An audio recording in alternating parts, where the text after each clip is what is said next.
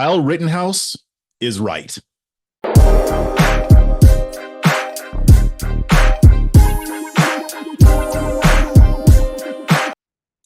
Welcome back to A Fresh Perspective with Jeff Charles, where we prefer truth over narrative and principles over politics.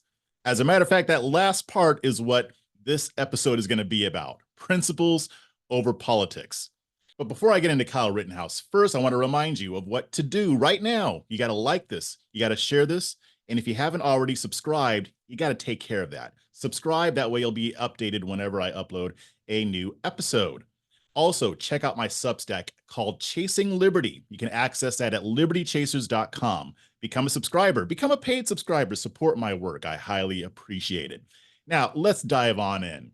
So, Kyle Rittenhouse kind of made some waves and rattled some cages, especially on the right among the MAGA crowd, Republicans, conservatives, whatever you want to call them, because he announced that he is not going to vote for former President Donald Trump in November.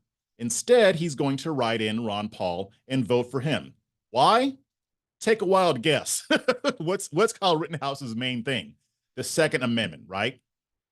He is not going to support Trump because he believes Trump is not good on guns. He is not good on the Second Amendment. He does not believe that Trump will do enough to protect our right to keep and bear arms.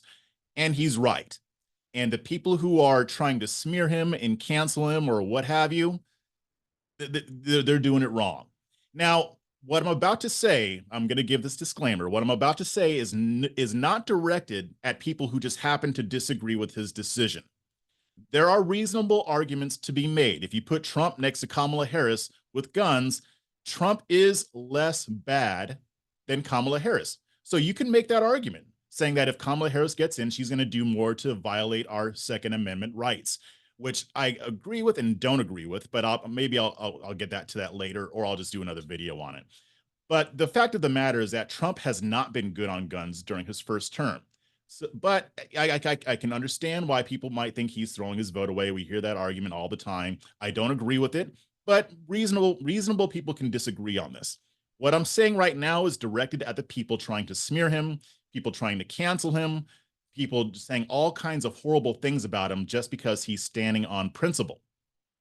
Now, let's go back in time a little bit and discuss why Kyle Rittenhouse does not believe Trump is good on the Second Amendment.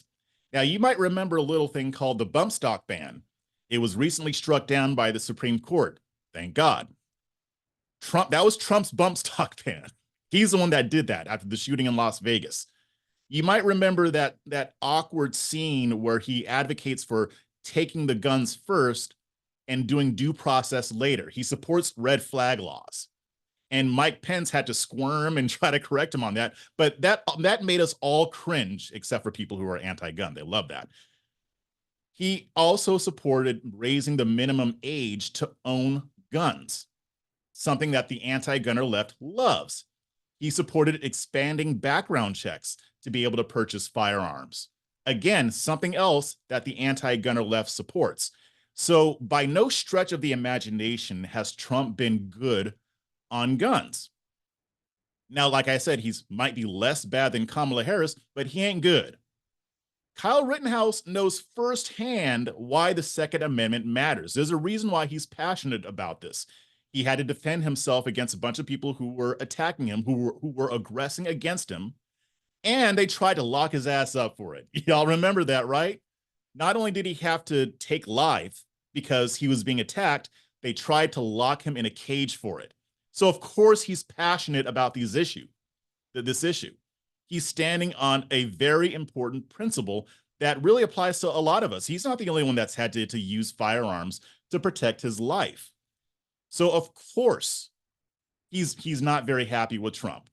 And I know a lot of you aren't. You might still be voting for him, but there are people who can criticize him on that and still support him because he's the less bad option. I understand that. But you shouldn't attack somebody for standing on principle, because we need people like that. You don't want to encourage people not to stand on principle, especially when it comes to our right to keep and bear arms. The smear campaigns that I'm seeing against them by some of these influencers show that they're not really about the Second Amendment. They put Trump over the Second Amendment. Now, we all always hear about TDS, right? Trump derangement syndrome. I tweeted this out earlier. There's another type of TDS. It's called Trump devotion syndrome. That is equally as bad. See, here's the thing. Your principles should always be higher than a man. It should always be higher than principles. Instead of getting mad at Kyle Rittenhouse, maybe you should get mad at Trump for not earning his vote. Ever think about that? Yeah, have you ever thought about that?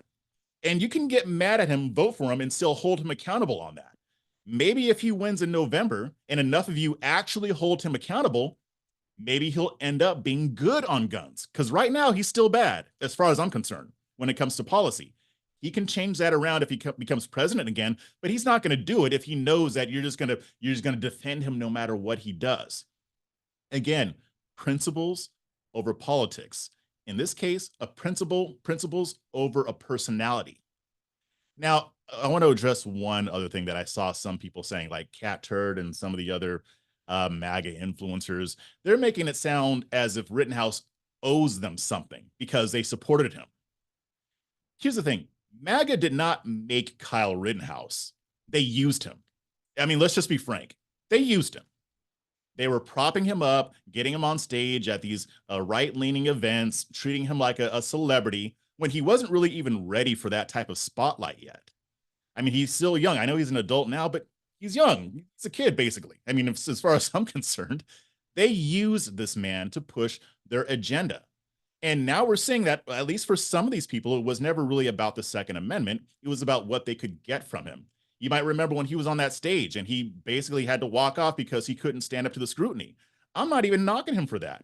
He wasn't ready. There's no way he could have known what he was getting himself into.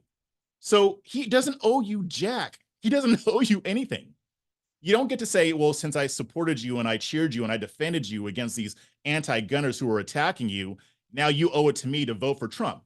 He don't owe you shit. He can vote for whomever he wants. And if you disagree, that's fine. Like I said at the beginning, this is not directed at people who just happen to disagree with him when it comes to that strategy. I understand that. We can have that debate. But he didn't backstab people like Cat Turd said. Cat Turd said that he backstabbed millions of MAGA supporters. No, he didn't. If anything, he's still advocating for your right to keep and bear arms. That's his main thing. Now, I could see if he changed course and started supporting gun control, now you can make that statement. But just because he's not supporting your orange god doesn't mean that he backstabbed anybody. He doesn't owe your candidate his vote. As a matter of fact, your candidate owes it to him and the rest of you to protect our damn rights. How about that? How about that? How about getting more mad at Trump for being willing to violate our Second Amendment rights instead of the guy who's calling him out for it? That might be a good change of pace. I'm just saying. So that's pretty much what I have to say about that. This is gonna be short, but let me know what you think. Do you agree? Disagree? Hit me up in the comments below, and we can duke it out on Twitter. All right. So until next time, I'll catch y'all on the flip side.